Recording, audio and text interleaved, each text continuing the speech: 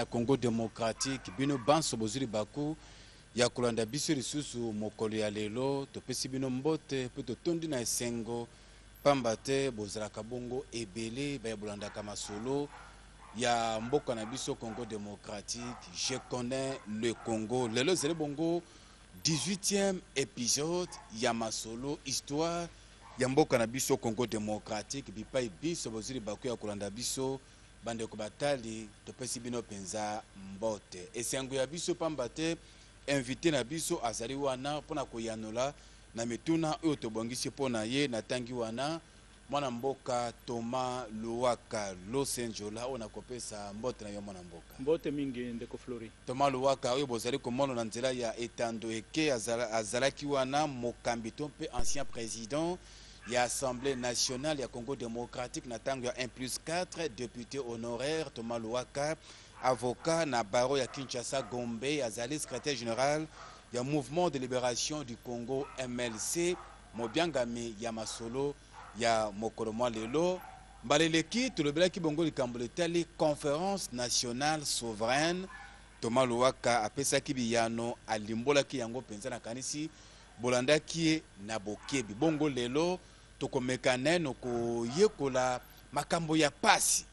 tope ba événement malheureux oyo esalemaki na tango wana ezalaki penza nini meloko tosukaki na likambo letali mwana mboka Léon Kengo Wadondo tokolinga tobanda na wana bongo na sima to ya kokota penza na makambo ya pasi oyo esalemaki na tango wana. Alors honorable na ebite soko kozongela mwa sima moke pona kosonga bandeko bazuli baku ya kolanda biso lelo kati na Je connais le Congo esika tosukaki bongo tokota penza na masolo ya mokolo ya lelo. Merci mingi ndeko na beaucoup se épisode touta ekolanda tokomaki na esika oyo mboka na biso ekomaki na gouvernement mibale na parlement mibale na constitution mibale to babengaka ngo dédoublement institutionnel yango wana donc ezalaki gouvernement oyo ya Mobutu ezali gouvernement birindwa na ngambu mususu tozali na gouvernement Tshisekedi oyo azali gouvernement premier ministre azaki élu na conférence nationale souveraine tozalaki na HCR au Conseil de la République ezali parlement oyo uti na CNS et puis côté mususu tozali na parlement oyo ya maréchal Mobutu to ya ba commissaire du peuple. Donc tomona kipe Mobutu a zongi na constitution na ye après conclave o asalaki et puis côté wana tozali na constitution en transition oyo uti na CNS. Donc tokoma ina dédoublement na tomona ki yango pe lisusu Conseil de sécurité et aux Nations Unies bamona ki ke makambo ezali kobeba na Congo il fallait quand même pas s'impliquer. Secrétaire général na tango wana babengi Boutros Ghali atindaki envoyé spécial naye ayaki awa ayebani na kombo ya Lagdar Brahimi ayaki awa pona ko solola na kawana mibale c'est-à-dire mouvance présidentielle na Isoral Union sacrée de l'opposition et alliés donc opposition radicale et alliée Isoral yango wana bazwaki compromis na compromis wana parlement basangisi yango ezali HCR oyo utaki na CNS et puis na parlement ya Mobutu et puis sikoyo HCRPT au Conseil de la République parlement de transition et puis gouvernement balobaki sikoyo il faut tozonga na maponami na kati ya parlement wana sika maponami sala makuna po premier ministre sika bima yango tomonaki ndeko Léon Kengo Wadondo abimaki premier ministre yango esika tosukaki yango tolakaki ba téléspectateurs na biso tokopesa moi notice biographique ya papa Léon Kengo Wadondo ekozala penzeli baku malamu pona mwana mboka Thomas Luwaka na bino bande kubozaka libaku ya kolanda biso penza ba étudiant ba élève pona kolanda na bokebi Léon Kengo Wadondo oyo lelo azali kokamba Sénat ya Congo démocratique azali penza nani abotama wapi asala penza nini honorable Thomas Luwaka. Léon Kengo Wadondo abotami le 22 mai 1935 na Libenge territoire ya Libenge ezali bongo na province ya Équateur nde abotami kuna na kombo ya Léon Lubitsch nde oyo kombo abotami nango azali moto ya ekolo babengi Ngwandi azali tribu membre ya tribu Ngwandi territoire na ye ezali territoire ya Mobai pe secteur babengi na secteur ya Kotakoli village na ye babengi yango Dondo tokoya komona ndenge nini kombo ya village ekoya kokota na kati ya kombo na ye wana nde kombo na ye abotami nango Léon Lobich asali ba étude secondaire na ye na école des frères des écoles chrétiennes awa na Mbandaka nde esika asali école primaire na ye alongwe wana na 1958 ti na 1960 aye na Kinshasa wana akomi agent ya parquet akomi kosala na parquet ya Kinshasa na 60-61 akomi substitut ya procureur de la République pe procureur général na 1961 akei pona komakisa lisusu mayele na ye akei komikomisa na ENDA oyo ezalaki école nationale des droits et d'administration ezalaki na ozone esika lelo tozali na centre supérieur militaire tomonaki yango na baépisode passé à un certain moment Etienne Tshisekedi azalaki pe recteur ya ENDA donc na 1962 akei akomi na Belgique amikomisi na ULB na Université libre de Bruxelles oyo esika azwi diplôme ya docteur en droit na licence en droit maritime et aérien et puis tango ekozonga na mboka na 1968 ba nommé comme conseiller juridique et politique au bureau du président de la République au ezali et comme cabinet ya chef de l'État wana na 1968 mais aumela ki wana te absali à peu près 3 mois parce que le 11 avril 1968 ba nommé procureur général près la cour d'appel de Kinshasa et puis le 14 août 1968 azali nommé procureur général de la République. Le 12 août 1974 à côté na bureau politique il y a un père et sikanini akoya ko occuper ba fonction belé et puis lisusu na 75 pona okenemwa lombango ko gagner temps 75 77 azali commissaire du peuple na circonscription ya Tanganyika. En 1977-79, Azali toujours commissaire du peuple des droits parce qu'Azali membre du bureau politique et un père. Ce qu'Azali membre du bureau politique et un père d'office, Azali père député, donc commissaire du peuple. Donc, le 22 décembre 1977, bah, nommé président du conseil judiciaire et procureur général de la République, na papa maréchal Mobutu, tangwana no komi maréchal Mobutu te. En 1980, donc 3 septembre 80 et 5 novembre 82, Mobutu a nommé ambassadeur extraordinaire et plénipotentiaire Yambo Kanabiso Zaïre na Royaume ya Belgique. Et puis le 5 novembre 1982, a nommé premier commissaire d'État, to premier ministre Natangwana, Yango Tokomona pour Nakukima Kowela Ngonga, Yango Tokomona a kozonga lisusu na fonction wana le 11 juillet 1994. Mais peut-être pour Nakobakiselo Komoko, Tomona ki abuta na kombo ya Léon Lobich, mais na loi Tomona ki yango pe lisusu, loi ya le 5 janvier 1972, Oyo Mobutu a obligé ki bana ya bamindele nyonso to ba milatre ba changer ba kombo, il faut bazwa non authentique. Yango wana Léon Lobich a changé ki kombo akomaki Léon Kengo. Et puis tokoya komona ngo lisusu toujours na 72 wana na janvier 16 janvier wana ezalaki loi le 5 janvier na le 16 janvier loi ekoya kobimasiko ko obligé ba congolais nyonso ba changer ba kombo bazwa kombo ya authenticité yango wana Léon Kengo akoya kokoma Kengo Wadondo pona nini tomona ki yango village ya esika uta ya baboti na village Dondo Wadondo la kisi donc ya mboka wana ya village yango Dondo nde esika lelo centre o ya d'entraînement ya ba commando ezali na territoire Mobai to na Kotakoli village wana babengi yango Dondo nde village ya Kengo Wadondo. Voilà mutunini on a beaucoup se aiko koma premier ministre na 1994. Très bien, nakanisi bandeko batali bosepeli. Pambate bauti wana ko yebisa biso biographie ya mwana mboka Léon Kengo Wadondo azali moto ya yekola pe asala mingi na mboka na biso Congo démocratique pe kino lelo azali bobele kokoba kosala pona bolamu ya ekolo na biso. Makambo ya pasi honorable o esalemaki na tango wana ezalaki penzani. Na période de transition, donc, tokomona yango entre donc 1990 et 1997, quelques événements malheureux, particulièrement na tangwana transition moulaï, tokoya komona lelo soki ngonge permettre biso tokomona ba événement mine oyo emarkaki négativement esprit ya bana mboka Congo. Événement ya liboso babengi yango massacre des étudiants ya Lubumbashi, tokomona yango. Événement ya mibale baye kobenga yango premier pillage ya 1991, massacre yango esalami na 1990. Na 1991 premier pillage esalami na ville ya Kinshasa. Et puis tokoya komona lisusu na 1992 oyo babengaka massacre ya ba chrétien, tokomona yango na contexte nini. Et puis événement suka soki tozali na ngonga tokoya komona deuxième pillage oyo esalamaki na 1993. Tokota na événement ya liboso massacre ya Lubumbashi na tango wana na Shaba lelo Katanga ezalaka nini? Banani bazalaki ba auteur, banani bakufaki? Ezalaki solo to pe ezalaki lokuta honorable. Et tomoni maréchal asalaki discours na ye oyo ya libéralisation politique et salamaki le 24 avril 1990. Tomona ki yango na ba émission uti koleka. Sikotangu asali ouverture wana ba tension, ba discussion, ba polémique et komi ko salama à gauche à droite, batu ba komi ko kabwana kan mibale. Batu ya Mobutu na batu opposition. Divergence wana pe et comité na université à Lubumbashi oyo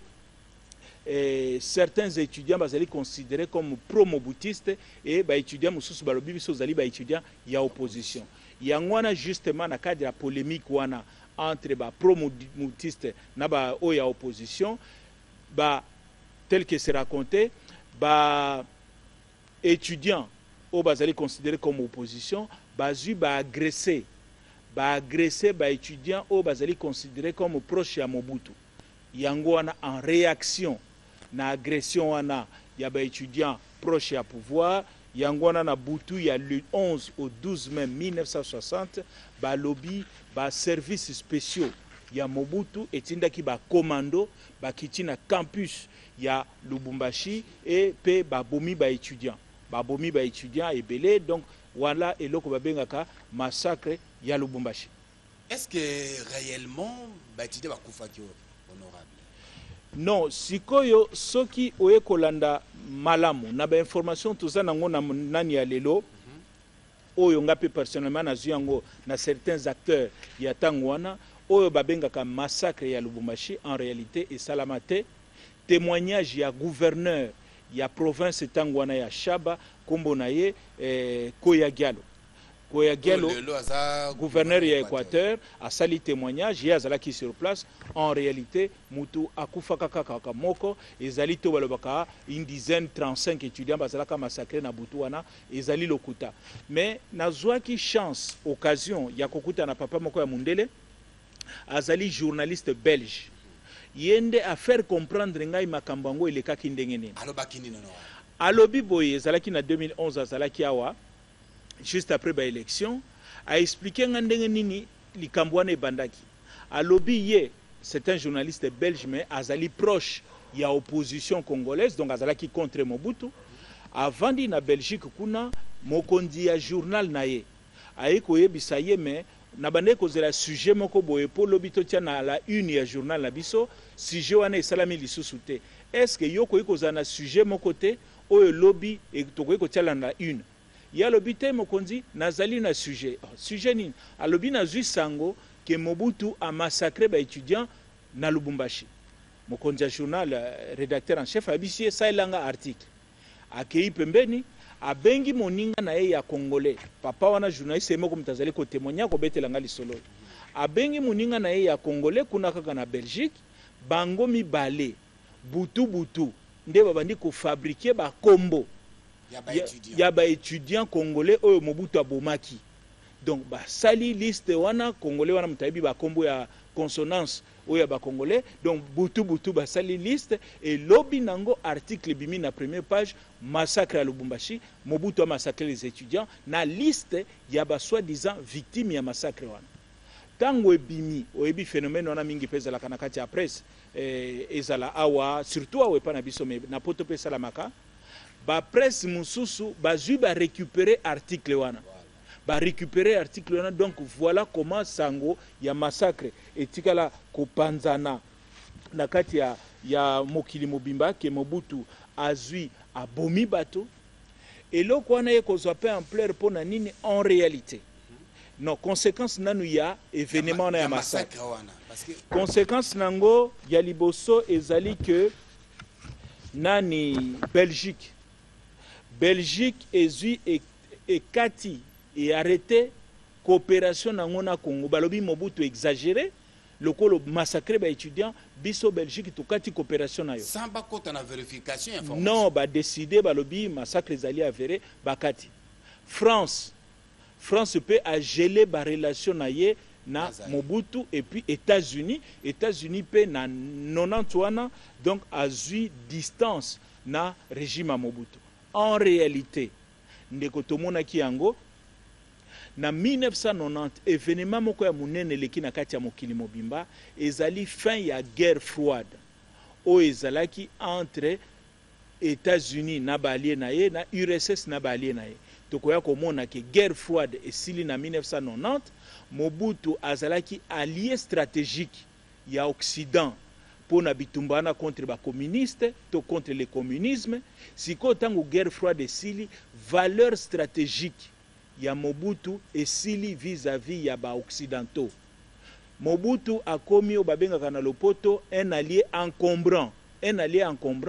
Donc massacre ya Lubumbashi ezalaki alibi pona bango ba se détacher na Mobutu. Voilà comment événement wana ezwa ampleur wana, mais les chercheurs na ebité na koiko za la peine soloté batu musuba koza na ba élément mususu mais ba information nga na yebi et que massacre wana et salamaki te na ampleur oyo batu balobela kiango. Voilà, on est là qui événement ya liboso penza ozali lokola négatif, événement malheureux au tozu na moment ya transition ko banda 90 tito ya kokoma na 1987 na kokota ya AFDEL. Massacre à étudiant Lubumbashi et ça a mis trop bas que événement balèze ezraki pillage ya ville ya Kinshasa. Cause nango ezraki ni. Ouais, pillage à ville à Kinshasa et salami du 22 au 23 septembre 1991, tout le monde massacre, il y avait étudiants ou soi-disant massacre, il y avait étudiants dans 90, dans 91 à mois de septembre, ville à Kinshasa, pillage et salami en banani basali pillage wana, et zali ba élément toba militaire, il y a 31e brigade na SETA. SETA est là ici centre d'entraînement des troupes aéroportées. Oyo Mobutu afungolaki na ngambu ya aéroport kuna afungolaki centre moko munene pona ko former ba parachutiste ba français mutu ba ko former bango donc ba élément 31e brigade wana et plus précisément ba bengi yango ezali 312e bataillon na 313e bataillon oya 31e brigade bangonde bazui basali mutinerie batomboki balobi situation na biso tozali komona clair te biso tozali komona pasi tozali ko souffrir ba ko futa biso na ndenga malonga te basoda basali mutinerie nde babandi ko kitana butu bakomi na aéroport Anjili basali déjà ba dégâts na aéroport na tour de contrôle wana babuki ba appareil et puis nde ba ekokota na centre ville bakomi babandi kobuka ba grand magasin ya minene bazali kobuka ba boutique ba station d'essence et puis après babandi kokota na bandaku babengi yango ba logement privé to ba parcelle ya bato bakomi kokota bakoyiba nini ba téléviseur ba réfrigérateur ba photocopieuse ba stock nyonso ekei ba fonds de commerce ekei mais phénomène moko ekoya kobima batu babandaki pillage na septembre 1991 awana Kinshasa ezali ba soda ba parachutiste ya camp SETA après population ekoya kokota na mouvement wana kolanda ba soda population pe ayeko sangana na kati ya pillage. Voilà comment pillage salamaki et saline ticket ba kinwa nyonso ba congolais bazui liboma ba koti na kati ya danse donc pillage saline na kati ya ampleur moko makasi bato bakufaki mais tokomona nanu ba dégâts sur le plan économique. Ba estimation ezali que 30 à 40% ya ba entreprise ou ezalaki na kati ya Kinshasa wa ezalaki totalement dévasté 30 à 40%, donc à peu près la moitié de l'entreprise. tozalaka na misala te na Kinshasa ba société ezate ba ebakape esika makambo euti ba société mingo ezalaka awa na kati ya Kinshasa ezalaka pillé na 1991 ya mibale 70% ya ba commerce ya détail o ba tubateka na ba détail ba boutique ba magasin 70% ou 70% ezalaka saccagé à l'occasion ya pillage ya 1991 otuni soki batu bakufaka oui ba chiffre tozali nango pendant pillage ya 1991 bakufaki 117 personnes bakufaki et puis 1500 blessés donc ba dégâts ezalaki pena makasi na tangwana. Et ce qui s'est passé, c'est que dans 91, la France na Belgique, bazalaki obligé ya kotinda basoda na bango, basoda ya France bayaki wana ya Belgique pour na koya ko sécuriser Kinshasa et puis koluka ndenge nini bakobimisa ba ndeko na bango ba mindelo bazalaki awa donc bazalaki évacué na armée française na armée belge na 1991. Et natango wana réaction mobutu zalaki Maréchal a réagir te pona nini wana batu bazali ko soupçonner Maréchal que ye mutu a suscité a déclenché ki mutinerie wana pona nini pona ko déstabiliser conférence nationale souveraine. To mona ki que conférence nationale souveraine et banda ki ba travaux na bango na mois avril exactement installation à Monseigneur Mosengo et c'est là qui le 24 avril 1991 donc en avril CNS se reprendre et puis en mois septembre pillage ekoti batu alobi ezali pona ko déstabiliser Mobutu il a laissé faire soka ye muta déclenché ki ngote mais atika ki salama pona ko déstabiliser CNS parce que CNS essentiellement ezala ki tribunal politique pona ye élément ya mibale balobi non ezalaki pe lisusu Mobutu azalaki ya kosepelate na popularité oyo à l'époque Etienne Tshisekedi azwaki awa na ville ya Kinshasa pe na katikati ya Congo. Donc voilà comment ba raison bato azali ko avancer pona ko expliquer nani makambu o elekaki ya pillage mais pillage esukaka na Kinshasa te et kendaki pe na intérieur na quelques villes intérieures to ko tanga ata ville mibale ezali Lubumbashi pillage salamaki toujours ba militaire et puis ba soda ba Rolanda et puis pillage monsieur la banki pe na Butembo lelo conséquences et loko moko etikala pe na Butembo après pillage ville à Butembo na Nord Kivu après pillage en 91 ba grand commerçant ya banande na Beni nde bazwa ba habitude lelo yo ya mutu na mutu azala na ferme na ba somba ba ferme pona nini ba ferme stock na bango ya marchandise yaka batika quand lisu na centre ville te na ba dépôt o ya centre ville ya Butembo mutu na mutu ba créer ba dépôt na kati ya ba ferme na bango o ezali éloigné na centre ya Butembo piage et lisusu au moins biloko na bango ezala épargner kuna na kati ya ferme donc voilà ba tuer mo ba comprendre te pona nini na Butembo ba dépôt e koma na ba ferme na kati ya Zamba ezali conséquence ya pillage ya 1991. Très bien. Masolo ya je connais le Congo yango wana pillage ya engumba mokonzi Kinshasa botu kulanda yango ndenge e selemaki na lombango penza turubaki événement ya misia tozalaki massacre ya ba chrétien na wana ville ya Kinshasa pe na Congo démocratique na tango wana Zaire ele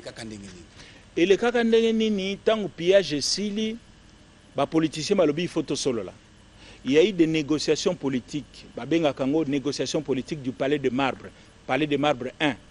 Donc, la négociation de Salami, se mettre d'accord, conclusion, Mobutu alobi, ok, il n'y a pas de problème, puisque la population est linguée Etienne Tshisekedi, n'a qu'on nommé Etienne Tshisekedi Premier ministre. C'est comme ça que Etienne Tshisekedi, na mois de septembre 1991, a zali nommé Premier ministre, a sali gouvernement de salut public. Wana na 1991. Mais si koyo tango asali gouvernement na yoana moi ba discussion et bandi ba combattant na yeto ba parlementaire debout mususu bazalaki d'accord te et puis discussion sur formule ya prestation de serment est-ce que formule ngwe ko zala ndenge nini après 3 semaines il y a gouvernement de salut public ya Etienne Tshisekedi Mobutu alembi makambo wana alobi ba makambo ya Tshisekedi ngana lombia na lembi yango donc c'est comme ça que après 3 semaines, il y a le gouvernement Tshisekedi qui est en place dans le mois de septembre. En octobre, Mobutu a côté le misa gouvernement ya Etienne Tshisekedi a nommé Sikoyo Premier ministre Mususu azalaki pe adversaire politique naye Premier ministre angonani to mona qui est na ba émission passée c'est moninga ya Patrice Lumumba pe ancien directeur de cabinet na ye na ministère de la défense. Tomona ki yango na gouvernement ya Lumumba, Lumumba azalaki premier ministre pe azalaki lisusu ministre ya défense. Siko na ministère ya défense azwaki moninga na ye moko boye atiaki comme directeur de cabinet kuna. D'ailleurs tango Lumumba azako kima Kinshasa pona kokende Kisangani, bazalaki na moninga na kati ya mutuka, kombo ya moninga na ye wana ezali Bernardin Diaka. Bernardin Diaka na tango ya authenticité akoya ko changer kombo ndia kokoma Mungulu Diaka. C'est comme ça que Mobutu a nommé Mungulu Diaka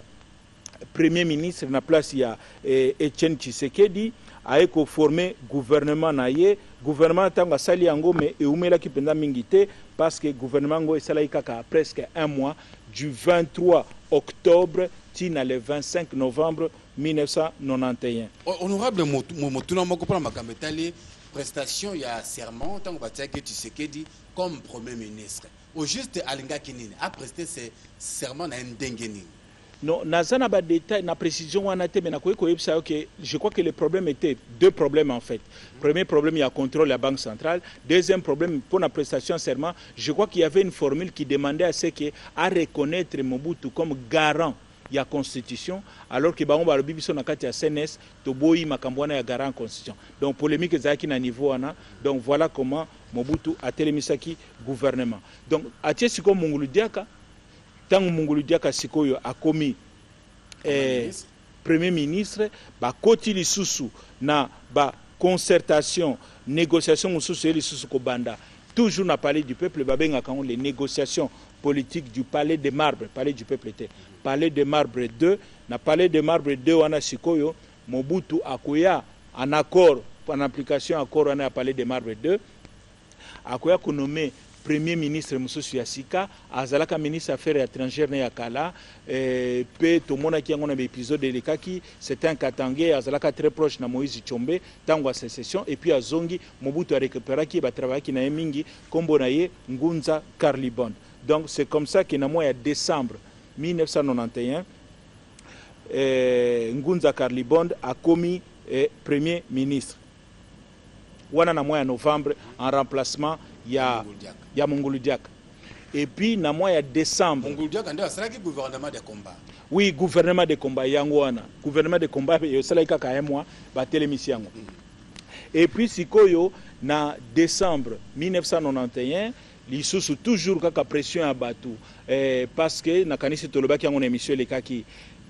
président ya bureau provisoire ya CNS Kalonji Mutamba iwa pasteur Kabongo papa on a lembaki ndenge ko tungisa kuna mona age pusanaki alembaki ti babane ko betela ba siffler soka lingalo ba président lingazo parole na kati ya salle ba ko beta ba siffler et tungisa ki mingi na mois de septembre 1991 Kalonji Mutambai a démissionnaki. Donc CNS ezalaki lisusu na bureauté, c'est comme ça que na mois de décembre 1991 Kalonji a démissionné na septembre 91 na décembre 1991 CNS bakoya ko pona par vote baiko tia bureau provisoire mususu, donc deuxième bureau provisoire, et wana baké ko pona Laurent Mosengo comme président ya bureau provisoire ya CNS. Donc wana makambo ya CNS et reprendre les sous. Na mois de janvier wana décembre Mosengo président ya bureau provisoire. Na mois de janvier 1992 Mobutu a considéré que conférence nationale souveraine ezali blague, c'est une farce, batuba ko lekisa tampo na kufinga ye eloko moka malonga baza ko sala kuna te. Mobutu a ekozwa décision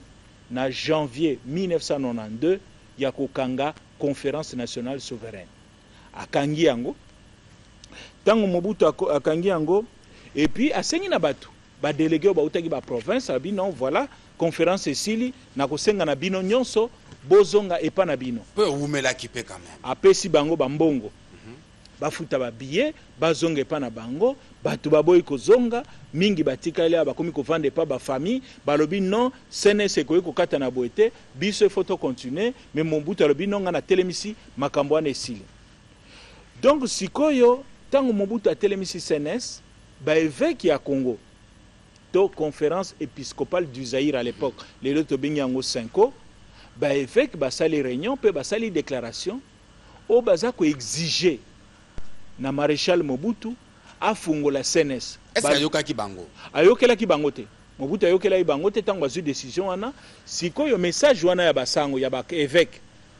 to ba épiscope. Message oyebi soki déclaration ba épiscope esali batangaka yango na ba paroisse nyonso. Message il faut ba andimi bayoka message ya ba épiscope.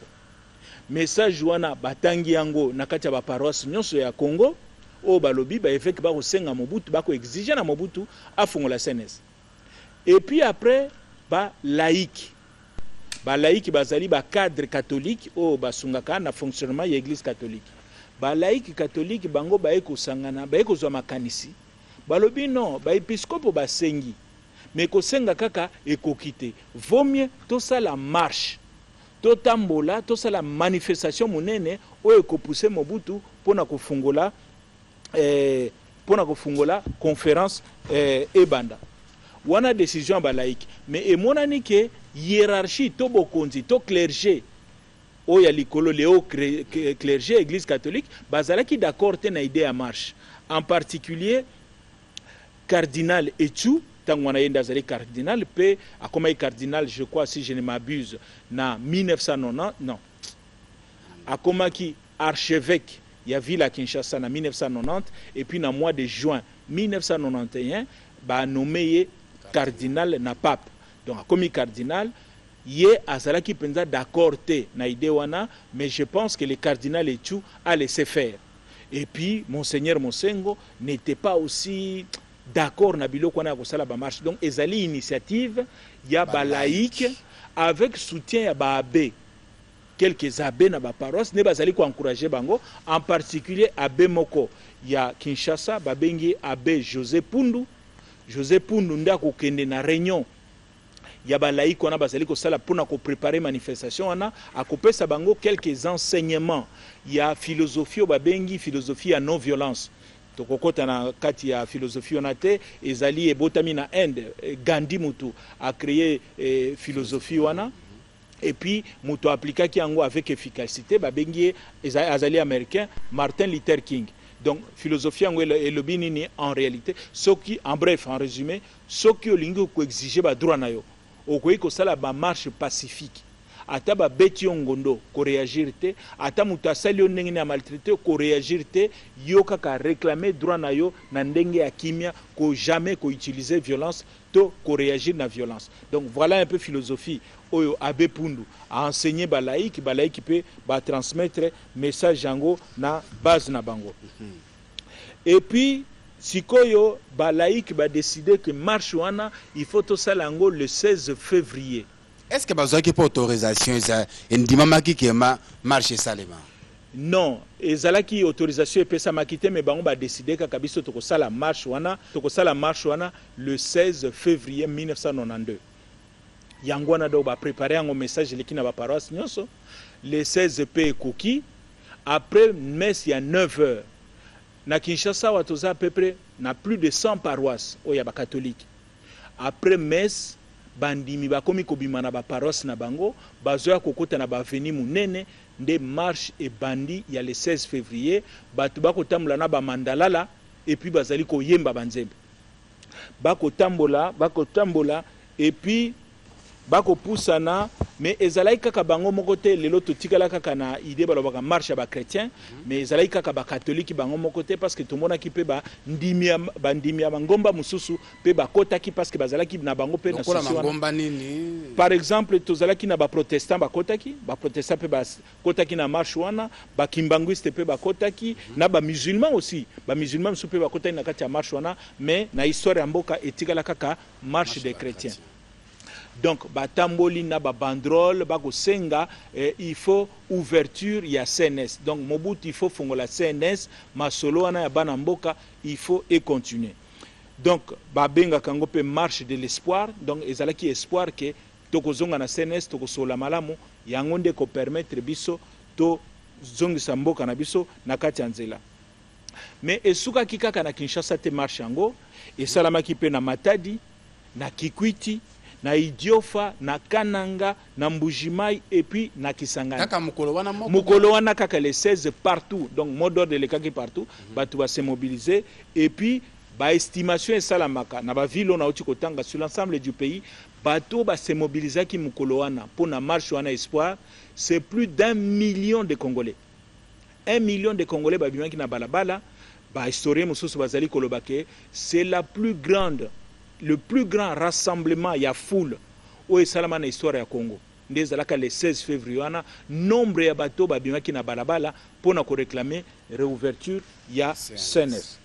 Mais sikoyo eloko ekoya koleka armée ya Mobutu ekoya ko intervenir pour na ko panza bato bazali ko marcher bazali ko manifester, donc baye na ba gaz lacrymogène ba komi ko tirer sur population. Pourtant babanda ko manifester pacifiquement mot d'ordre des alaki ceux qui omoni bakangi bino nzela bo vandi na se, donc bo vandi na se bo koningana te eto, donc ezali ka ndenga so bakuta un obstacle bango nyoso bavandi na prince, donc na balabala ba soda baye ba boaki ba gaz lacrymogène et puis ba misusu babandi ko beta na masasi, babandi ko beta masasi, et puis na ba produit mususu bazali ko boaki la population et ziki mukolo yango na kozika na makolo ba misusu bakufi. Bilan ya eloko wana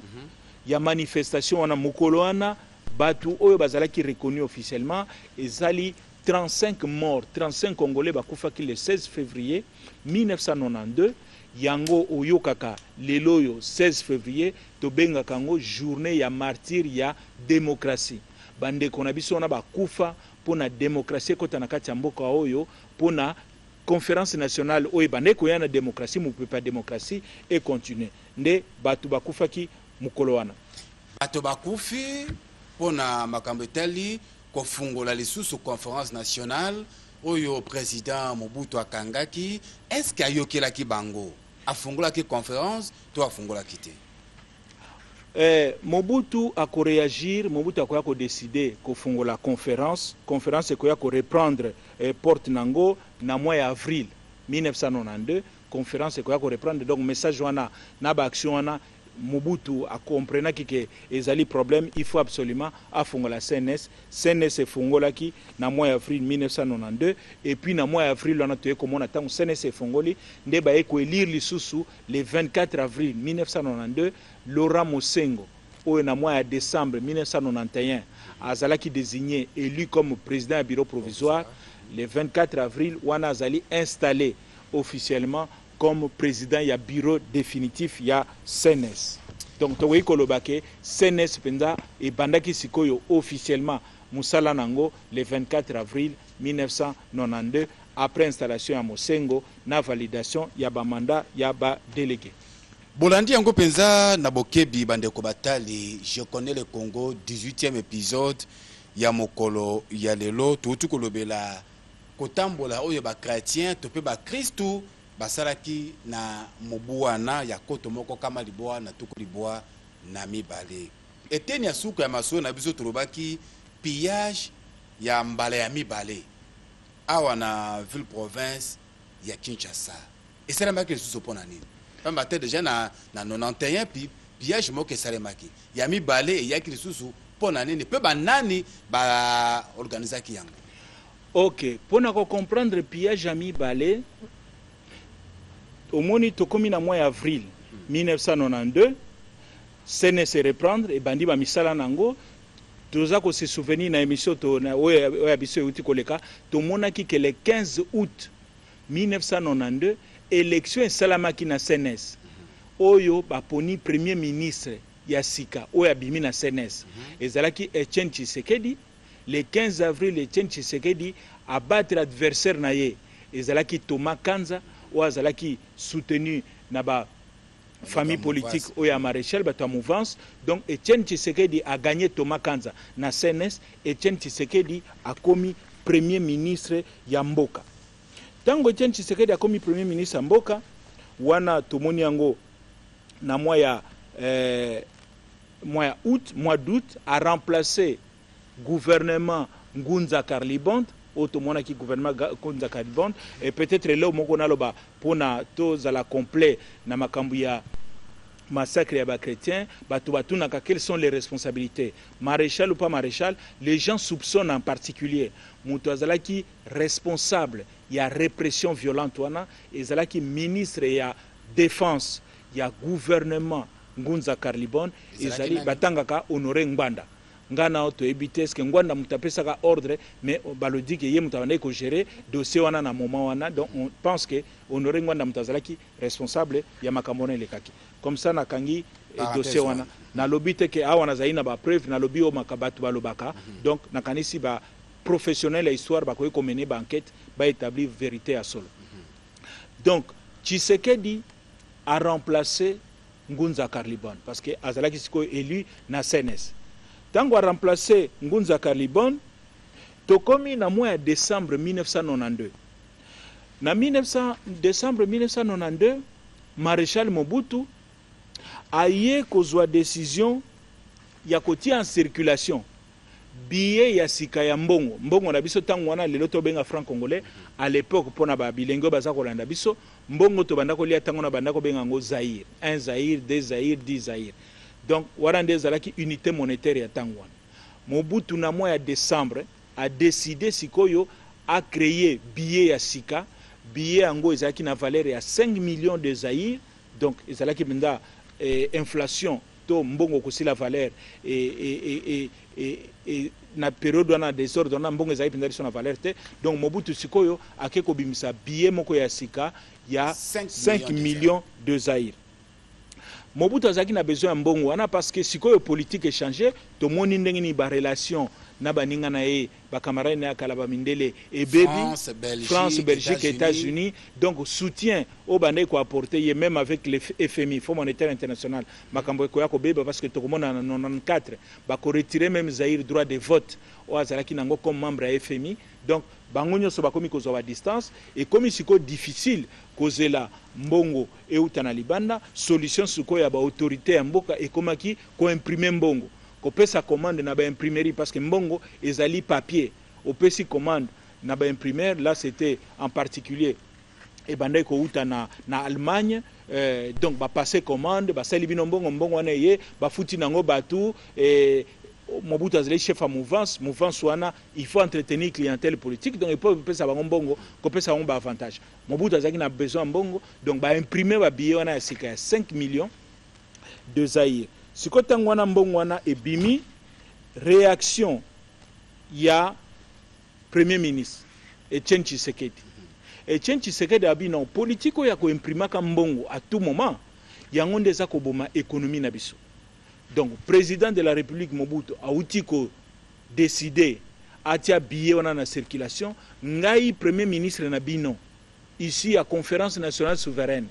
na déclaré billet wana illégal. Bolia yango te zali mbongo ya solo te. Billet yango bakome ko benga yango parce qu'à l'époque wana tango mbongo wana ebimi, série moko bana ko leka ba série ya ba film ya ba brésilien et bande ko lekawa mama moko azali na kati ya film ngo banda ko benga Donabeja. Donc Donabeja sikoyo ba kinois na ba congolais ba eko surnommé ba billet wana ya 5 millions de Zaïre Donabeja. Donc Tshisekedi alobi mutu alia mbongo wana te ezali mbongo Donabeja elia mate wana Tshisekedi a eu décision ya ko Batou Balia a déclaré Biona illégal. Donabeja ezali. Est-ce qu'il y a qui ba raison tu pour ça qui président Mobutu à l'époque azoli kanisa ko sala bambongo wana eba ki ba raison wana tout. Non, pour na Tshisekedi c'était pour na entretenir clientèle naie, donc batou naie, ba dépense naie ko parce que président de la République a ba dépense belé, donc azali chaque fois besoin mbongo. D'ailleurs mukolomsu soki tozali na mwata toko sala analyse ya système Mobutu. Comment il a fonctionné, c'était accorder des avantages, des privilèges, bah, fonction bon on a battu, une grande clientèle politique, et de l'autre côté, service à sécurité, il y a renseignement dans la police et l'armée, dans la gendarmerie, et ça lui peut la répression. Donc c'était les deux piliers où Mobutu a agir dans le mais tout quoi comme on a régime malé mais parce que problème il y a financement, bah, ressources, et allaient qui venaient les sociétés. Ndenge na tango akala nakangi parenthèse wana, donc voilà Tshisekedi alobi bana mboka bolia ba Donabeja te ba biwana na lobi ezali illégal. Ah, maréchal aeko réagi alongoli Tshisekedi comme Premier ministre. Bien qu'Azalaki est élu na CNS. Exactement. Bien qu'Azalaki est élu na CNS, Mobutu a décidé à lobby comment Premier ministre a une décision à zoter les mélango boye na Longolie. Donc à Longolie, Etienne Tshisekedi a se considéré kaka ke ye azali kaka Premier ministre, ndo yo kaka Premier ministre à CNS. Donc Mobutu a Longolie ye par bina Longwete. Donc et puis déjà moi Buzoba mais Mobutu a tiré en place au babengaka ba collège ya ba secrétaire généraux. Neti moi gouvernement moko provisoire boye ba secrétaire généraux ya ba ministère baza konza sikoyo mboka sikoyo na mois ya janvier wana mbongo ebimi na mois ya décembre 92 na mois ya janvier 1993 bafuti basoda na nini na bambongo oyo ba 5 millions na ba donabeja bapesi bango basoda bazwi ba salaire na bango to solde na bango bake pa ya bakambiste sikoyo il faut ko changer yango po ozwa ba billet mike et tout mais comme bakambiste population ezalaki sima Tshisekedi bakambiste balobi non biso premier ministre na biso ya oye ya mboka premier ministre légal gouvernement légal ayebisaki biso tolia bambongo wana te biso toko changer bino ba donabeja wana te bakambiste baboyi kozwa ba donabeja basoda siko ba se retrouver na ba salaire na bango to ba solde na bango ezanga valeur parce que mutu moko aza ko linga kozwa ngote moyen ba somba ezalité ba changer ezalité basoda siko ba moni netike ba politicien ba dribbler biso yango wana du 28 au 30 janvier 1993 basoda batomboki basoda nyonso en général non basoda nyonso te batuturo babandi wana tomona ki ezalaki basoda ya seta tour oyo na 93 batu babandi pillage ezali basoda ya DSP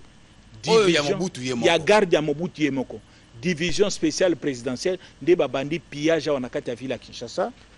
et puis pillage deuxième pillage et les cas qui en termes d'intensité to ya violence et les cas qui premier pillage en 91 donc pillage wana bandi wana kati ya Kinshasa babani ko buka ba vitrine ba magasin ko piller et puis baza ko yiba même ba ampoule même ba singa électrique ba interrupteur donc pillage moko salami systématique ko leka en termes et ampleur to ya importance pillage ya 93 et les cas qui pillage en 91 na gravité parce que batu ba piller ba kokota na bandaku la ba lavabo ba bloco ya toilette nyonso ekei ba kumbi nyonso donc pillage salami na ndenge moko ya sauvage bilan ya pillage ya 93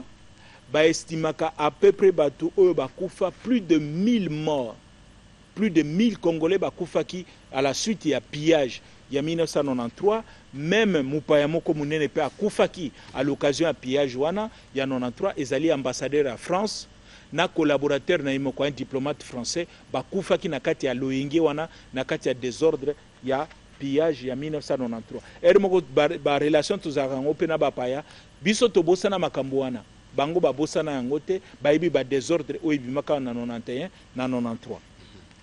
donc pour la deuxième fois encore Belgique na France et kozala obligé etinda bilisusu ba soda awa na Kinshasa pona koya kotia mwa kimia et puis ko dégager batu na bango yango wana sikoyo na mois de mars 1993 donc après pillage to moni yango esalami na fin janvier na mois de mars Mobutu na bureau politique na balie na bango bureau politique ya impère na balie na bango bakoya kosala conclave wana esalami pendant 10 jours Mobutu alobi mutu nyonso mutu aye na ba désordre oyo ezali Etienne Tshisekedi parce que ye mutu apesaki mot d'ordre balia ba dona beja te yango etie mobulu na kati ya mboka ngai na Tshisekedi na ko reprendre lisusu te ye siko akangami na biloko na SNS ngana ninga sala siko o ngape na lingi na ko sala makamnanga yango wana na 1993 après conclave wana Mobutu aye ko sécuriser constitution na ye oyo ya 67 o ba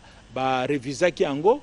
ba mandaki yango na acte ya transition ba modifier yango bango moko unilatéralement ba adapter yango na ndenge na bango acte ba neko gérer transition et puis lisusu ba eko sécuriser parlement na bango oyo tomona ki Tshisekedi azaki élu na ACR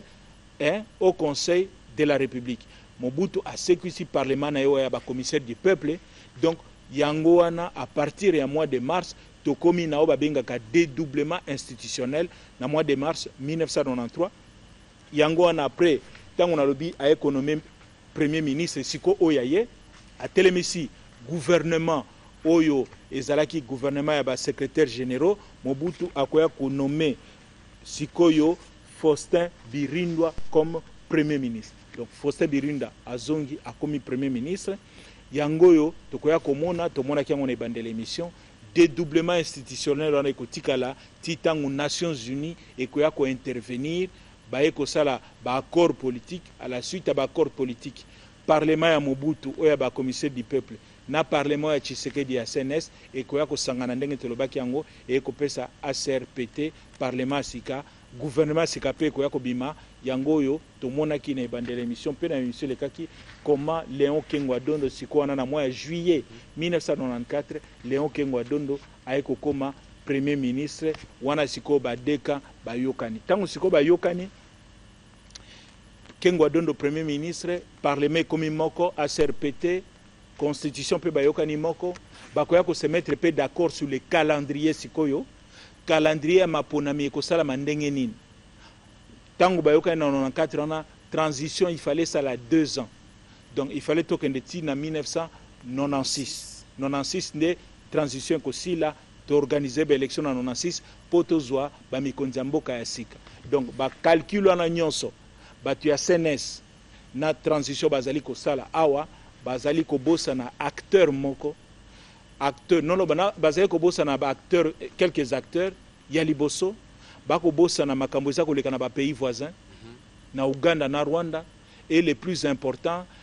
papa moko tolobaki akomaki mukanda na epe na CNS mais bazwaka ngo en considération te un ancien maquisard akenda en exil kombo nae Laurent Désiré Kabila na kanisi ba monsieur Kolanda tokoya komona ndenge nini Laurent Désiré Kabila akoya ko changer programme oyo CNS na Mobutu na ba politiciens basalaki pona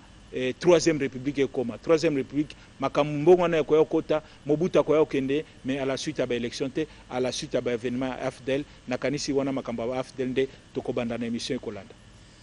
makambo ya kitoko pe elengi bandeko batali eumelaka te ngonga oyo epesamelaki biso lelo pona je connais le Congo et comme bongo na suka honorable en 1 minute okoko résumer ma baso na biso ya lelo poto kabala na bandeko batali voir na 30 secondes pongonga na biso pendesili balobaka bakoko balobaka mwana ezali mukololiaki okolia ligorodo tende makwanze kobimayo makwanze bimaka mukolana te makwanze bimaka après lelo oyo batu baye bakape situation musutu tozali ko vivre soki lelo oyo boza koyoka ba investisseur bazali ko yate na Congo soki lelo oyo mo topesa ka impression neti ki ba payape communauté internationale moko sala neti lembi biso parce que moko bango bazali ko se souvenir na makamu mingi ya mabeto salaki buzoba mingi to salaki yangwana lelo valeur na biso esa neti kiti siko eloko na ko recommander biso ba congolais tozwa conscience que mabe onyo to salaki dans le passé ndenge nini to bomi mboka na biso biso moko c'est vrai que ba étranger bazali ba responsable mais ngana lobaka toujours 80% ya responsabilité o batu batie mboka oyo na siko tozali lelo na kati ya libulu ezali biso mo ba congolais. Donc il faut tozwa conscience sikoyo tosala nini pona makambo échanger sikoyo tozwa nzela ya malamu oyo ko permettre biso biloko mibale ya liboso to développer mboka na biso ya mibale ba respecter biso na libanda biloko na mibale po esalama il faut biso ba congolais surtout ba politiciens congolais to changer façon ya kosala politique na kati ya mboka. To changer façon ya la politique na mboka oyo de loba wana bandeko batali et ceux qui bongo 18e épisode ya Je connais le Congo ya mokona lelo to tondi botondi honorable Thomas Lowaka Losenjola oyo azalaki invité na biso to pesi matondi na Claude Kibuka pe Mike Kamwaka ba basunga kabiso na kombo ya bango banso botika la malamu ba CD ya masolo oyo ezali koteka mana pri ya malonga soki okoya okozwa yango image ya kitoko masolo ya kitoko olanda yango na libota elongo na bana ekozela sengo mingi botika la malamu tokutana mbala ya